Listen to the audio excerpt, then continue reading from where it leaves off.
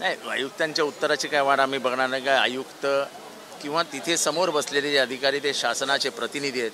शासनाचा प्रभाग रचनेवर प्रचंड दबाव आहे आणि त्यामुळे प्रभाग रचना ही नागरिकांना न्याय देण्यासाठी नाही तर राजकीय पक्षांच्या सोयीसाठी बनवलेली आहे. प्रभाग रचना करताना निवडणुका हा जरी डोळ्यासमोर ठेवला तर त्याचा केंद्रबिंदू हा जनता म्हणजे नागरिक मानला गेला पाहिजे. तुम्हाला नगरसेवक नाही बनवायचे तर प्रभाग रचनेद्वारे जनहितासाठी करण्यात येणाऱ्या कामांची सोयीसुविधा कशा नागरिकांना उपलब्ध होतील याच्यासाठी प्रभाग रचना केली जाते. पण ह्या प्रभाग रचनेमध्ये जे मूळ ज्याला प्रगणक गट म्हणतात की ज्याद्वारे लोकसंख्या निश्चित केली जाते ती आम्ही मागायला गेलो असतो. ज्याच्या आधारावरती प्रभाग रचना झाली आहे ते देण्यासच नाकार दिला. जर ते प्रगणक गट जर समजले नाहीत तर कसं काय होणार. दुसरी गोष्ट, ठाणे शहरामध्ये वॉर्ड बनवताना एक अधिनियमामध्ये सूट देण्यात आलेली की तुम्ही 10% अधिक किंवा 10% जास्त म्हणजे 100 जर तुम्ही पकडलं तर तुम्ही 90चा एक नगरसेवक करू शकता किंवा 110चा एक नगरसेवक करू शकता. पण ह्याच्यामध्ये मी हे पत्र दिलेलं आहे, ह्याच्यामध्ये आपल्या लक्षात येईल की ठाणे शहरामध्ये बनवत असताना सगळीकडे 90% जवळपास नगरसेवक आणून ठेवलेत म्हणजे लोकसंख्या. आणि तेच कळव्याच्या पुढे गेलं की जिथे साधारण इथल्या सत्ताधाऱ्यांच्या विरोधात मतदान होतं तिथे मात्र 110% पार नियम मोडून 111% सुद्धा लोकसंख्या धरलेली. त्यामुळे ह्या पूर्ण प्रक्रिया ही राजकीय सूडबुद्धीने राजकीय अभिनिवेशाने बनवण्यात आलेली आहे. जो कॉमन न्याय धरला जातो की निवडणुका या फ्री फेअर ट्रान्सपरंट झाल्या पाहिजेत हा कुठेही प्रभाग रचनेत दिसत नाही. ही प्रभाग रचना ही वोट चोरीपेक्षा भयंकर आहे. ही नगरसेवक चोरी करण्यासाठी म्हणून केलेली प्रभाग रचना आहे. आधीच नगरसेवक चोरण्याचे प्रकार किती चालू आहेत ठाण्यामध्ये आपल्याला माहितीच आहे, त्यात काही वेगळं सांगायला नको. पण आता मात्र प्रशासनाला निवडणूक आयोगाला हाताशी धरून प्रभाग रचनेच्या माध्यमातून आपली राजकीय सोय करण्यासाठी म्हणून ही प्रभाग रचना केलेली आहे असं आज सगळ्या राजकीय पक्षांच्या प्रमुख लोकांनी सांगितलेलं आहे. आमचा ह्या पूर्ण प्रभाग रचनेलाच आक्षेप आहे. तसंच प्रभाग रचना जाहीर झाली, आक्षेप मागवले, त्या दिवसात होते गणपती. लोकांनी आक्षेप कधी घ्यायचे म्हणजे लोक गावाला गेली होती ती काल परवा लोक गावावरनं आलेली आहेत. आता आक्षेप घेण्यासाठी अभ्यास करावा लागतो.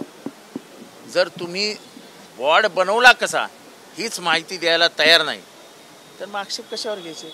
त्याच्यामुळे आम्ही असोत म्हणजे राष्ट्रवादी काँग्रेस पक्ष, शरद पवार गट, शिवसेना असोत, मनसे असोत, काँग्रेस आहेत, सगळे प्रमुख राजकीय पक्षांनी भूमिका घेतलेली आहे की ठाण्यातली प्रभाग रचना ही एका राजकीय पक्षाच्या नेतृत्वाने प्रशासनाला हाताशी धरून केलेली प्रभाग रचना आहे आणि त्याच्यावरती आमचा सगळ्यांचा आक्षेप आहे. कारण का ठाणेकरांच्या हिताच्या विरोधात.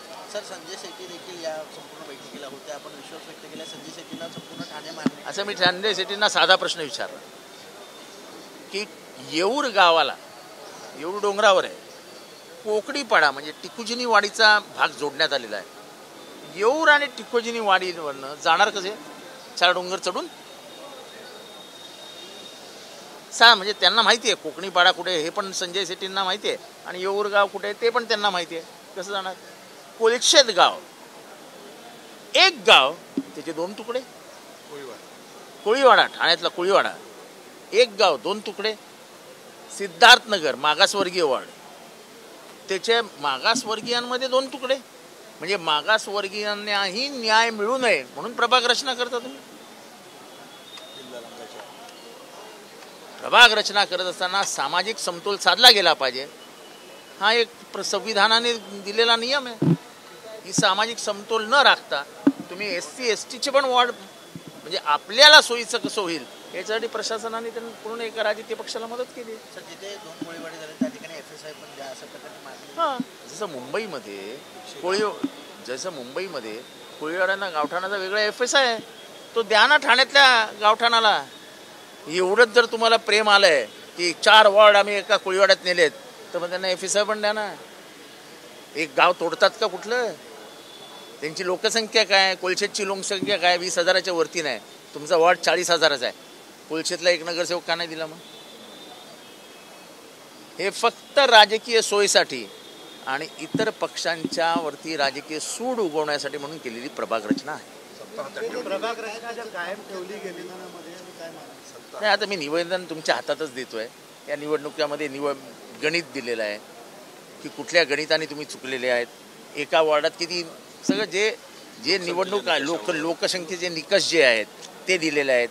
त्याच्यात वॉर्ड दिलेले आहेत की काही वॉर्डमध्ये 111% वॉर्ड झालेला आहे, काही ठिकाणी 89% वॉर्ड. 89% वॉर्ड बनूच शकत नाही, तो कायद्यानेच परमिसिबल नाही.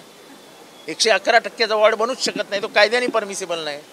म्हणजे कायद्याने परमिसिबल नाही ते ठाणे महानगरपालिका करतं कसं? आपण या संदर्भात जर ही हरकती तुमच्या ज्या नोंदवल्या आहेत त्या जर मान्य केल्या गेल्या नाहीत आणि वॉर्ड पुन्हा आहे तेच रेटून नेले तर तुमची भूमिका काय असेल? आमचा आजही न्यायदेवतेवर विश्वास आहे, भारतीय न्यायव्यवस्थेवर विश्वास आहे. आम्ही न्यायाला जायचं. जनतेची लढाई आहे. एक तर ठाण्यात पाणी नाही, रस्त्याचं वाटोळं झालेलं आहे, कचरा कुठे जात नाहीये, वाहतूक कोंडी निर्माण झाली आहेत आणि या वॉर्ड रचनेनंतर तर वाटोळं होणार आहे.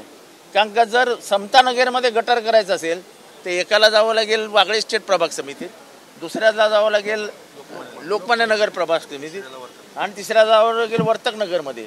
म्हणजे एका समतानगरच्या नागरिकाने किती वार्डात जायचं, किती प्रभागांमध्ये फिरायचं. त्यामुळे कायद्याने जो शब्द वापरला आहे, व्यवहार आणि संलग्नता, हे दोन्ही शब्द गाळून ही प्रभाग रचना करण्यात आलेली आहे.